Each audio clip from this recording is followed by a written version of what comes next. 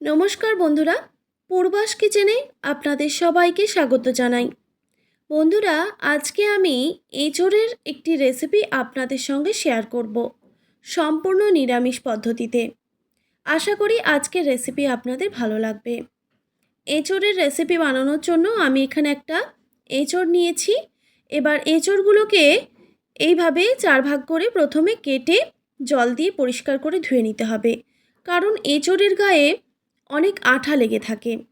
তাই আঠাটাকে প্রথমে ধুয়ে নিতে হবে, তারপর এইরকম ছোট ছোট টুকরো করে কেটে নিতে হবে।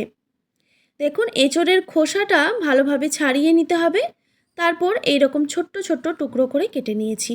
আর হ্যাঁ বন্ধুরা, এঁচোড়ের ভেতরে যে একটা আঁতি থাকে সেটাও কিন্তু বাদ দিয়ে দিতে হবে। আর দেখুন বন্ধুরা, এঁচোড়টা কেটে নেওয়ার পর আমি হলুদ জলে এঁচোড়গুলোকে ভিজিয়ে রেখেছি, এতে এঁচোড়গুলো কালো হয়ে যাবে না। তারপর দেখুন, পরিষ্কার করে 2 থেকে 3 বার জল পাল্টে আমি ধুয়ে নিয়েছি।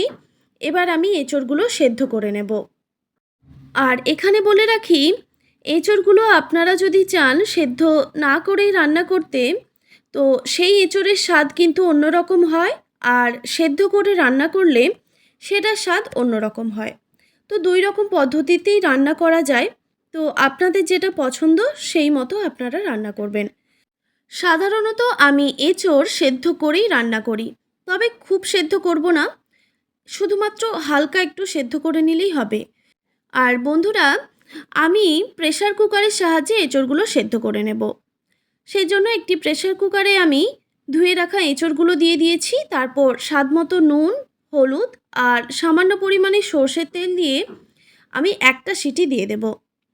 দেখুন বন্ধুরা, আমি একটা সিটি দিয়ে দিয়েছি। তারপর সিটিটা দেওয়ার পরেই সাথে সাথেই আমি ঢাকাটা খুলে নিয়েছিলাম। তো দেখতেই পাচ্ছেন বন্ধুরা, এঁচোড়টা কিন্তু ভালো মতোই সেদ্ধ হয়ে গেছে। এবার আমি একটি কড়াইতে দিয়ে দিচ্ছি পরিমাণ মতো সর্ষের তেল। এবার তেল খুব ভালোভাবে গরম করে নিতে হবে। তারপর এখানে দেখুন বন্ধুরা, আমি এখানে আলু নিয়েছি। আমি এখানে বেশ কয়েকটা আলু এইভাবে কেটে পরিষ্কার করে ধুয়ে একটু জলের মধ্যে ভাপিয়ে রেখেছিলাম। কোনো রকম নুন হলুদ ছাড়াই আমি জলের মধ্যে ভাপিয়ে রেখেছিলাম। এবার আলুগুলো একটু ভেজে নেব। আর আলু ভাজার সময় অবশ্যই স্বাদমতো নুন দিয়ে দিতে হবে। এবার গ্যাসের ফ্লেমটা হাই রেখে আমি আলুগুলোকে বেশ লাল লাল করে ভেজে নেব।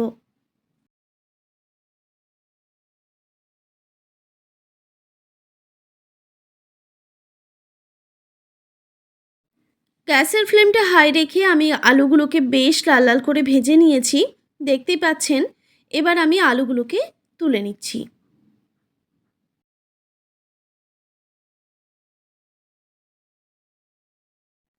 তারপর ওই কড়াইতে আবারও দিয়ে দিলাম বেশ কিছুটা পরিমাণে সর্ষের তেল।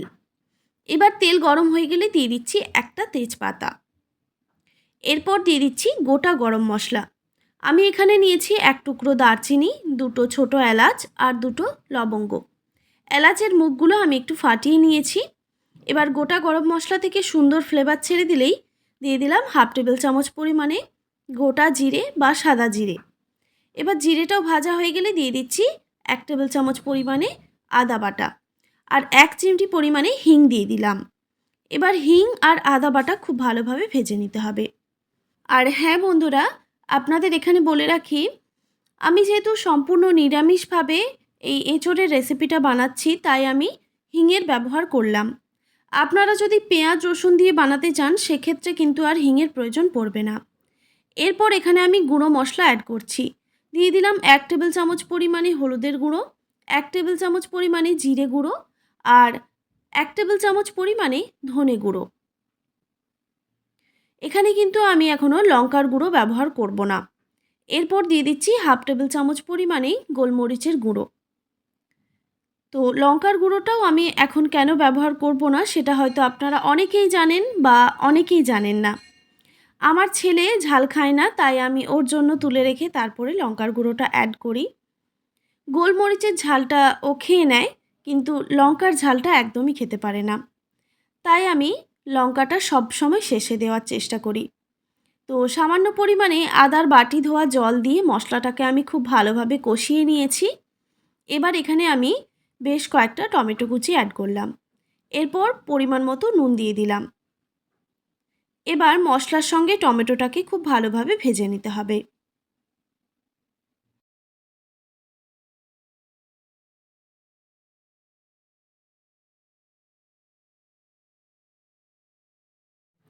বেশ কিছুক্ষণ সময় নিয়ে আমি মশলাটাকে খুব ভালোভাবে কষিয়ে নিয়েছি। আর টমেটোটা দেখুন বন্ধুরা গলেও গেছে আর মশলাটা সুন্দরভাবে কষানো হয়ে গেছে। এবার এখানে আমি সেদ্ধ করে রাখা এঁচোড়গুলো অ্যাড করে দিলাম। এবার মশলার সঙ্গে এঁচোড় খুব ভালোভাবে কষিয়ে নিতে হবে।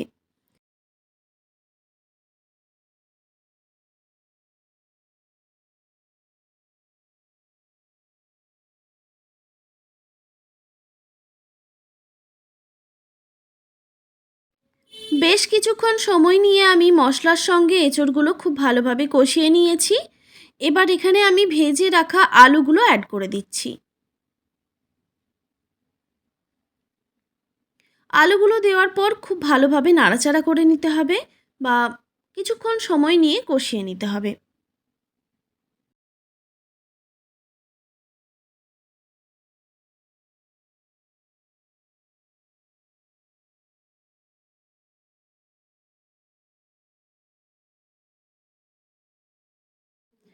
আমি আরও কিছুক্ষণ সময় নিয়ে আমি মশলার সঙ্গে আলু আর এঁচোড় খুব ভালোভাবে কষিয়ে নিয়েছি, গ্যাসের ফ্লেমটা লো টু মিডিয়ামে রেখে। এবার এখানে আমি দিয়ে দিচ্ছি উষ্ণ গরম জল। আমি এখানে উষ্ণ গরম জল ব্যবহার করছি। যে কোনো রান্নাতে হালকা গরম জল ব্যবহার করলে সেই রান্নার স্বাদ ও গন্ধ দুটোই ভালো আসে। তো জলটা পরিমাণ মতো আমি দিয়ে দিলাম। তারপর ভালোভাবে নাড়াচাড়া করে নিয়ে একটি ঢাকনা দিয়ে ঢেকে দিচ্ছি প্রায় 5 থেকে 6 মিনিটের জন্য, গ্যাসের ফ্লেমটা হাই রেখে। 5 মিনিট পর ঢাকাটা আমি সরিয়ে নিলাম। দেখুন বন্ধুরা ঝোলটা কিন্তু ফুটে এসেছে। তারপর আবারও খুব ভালোভাবে নাড়াচাড়া করে নিয়ে গ্যাসের ফ্লেমটা একদম লোতে রেখে আরও কিছুক্ষণ আমি এটাকে রান্না করে নেব। আবারও একটি ঢাকনা দিয়ে ঢেকে দিচ্ছি প্রায় 5 থেকে 6 মিনিটের জন্য, গ্যাসের ফ্লেমটা একদম লোতে রেখে, কারণ আলুগুলো সেদ্ধ হতে এখনও একটু সময় লাগবে।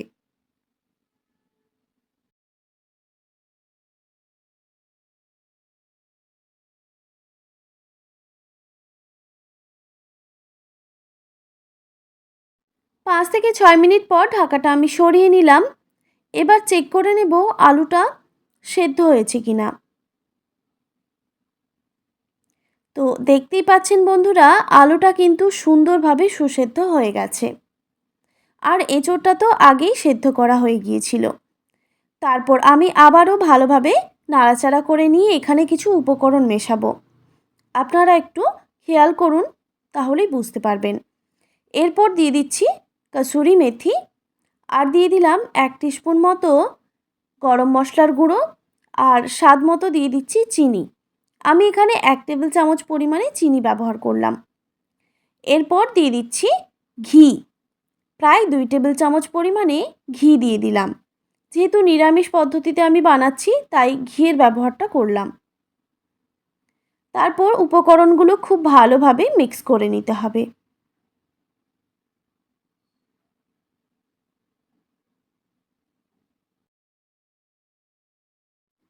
উপকরণগুলো খুব ভালোভাবে মিক্স করে নেওয়ার পর আমি আমার ছেলের জন্য একটু তুলে রেখে দিয়েছি। এবার এখানে আমি লঙ্কার গুঁড়োটা অ্যাড করছি।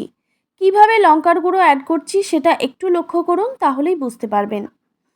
এইভাবে শেষে যদি লঙ্কার গুঁড়োটা দেওয়া হয় তাহলে কেউ বুঝতেই পারবে না যে আমি শেষে লঙ্কার গুঁড়ো ব্যবহার করেছি। তো আপনারাও যদি শেষে লঙ্কার গুঁড়ো ব্যবহার করতে চান তো এইভাবে ব্যবহার করবেন, দেখবেন কেউ বুঝতেই পারবে না। লঙ্কার গুঁড়োটা খুব ভালোভাবে মিক্স করে নেওয়ার পর আরও কিছুক্ষণ এটাকে রান্না করে নেব। গ্যাসের ফ্লেমটা একদম লোতে রেখে আমি আরও 1 মিনিট মতো এটাকে রান্না করে নেব। আরও 1 মিনিট মতো রান্না করে নামিয়ে নিলেই তৈরি আমাদের সম্পূর্ণ নিরামিষ এঁচোড়ের কালিয়া।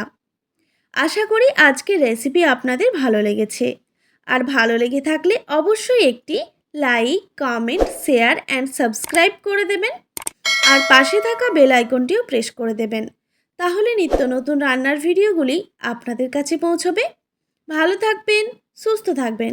দেখা হচ্ছে নতুন কোনো রেসিপি নিয়ে। আর এতক্ষণ আমার সঙ্গে থাকার জন্য আপনাদের সবাইকে অনেক ধন্যবাদ।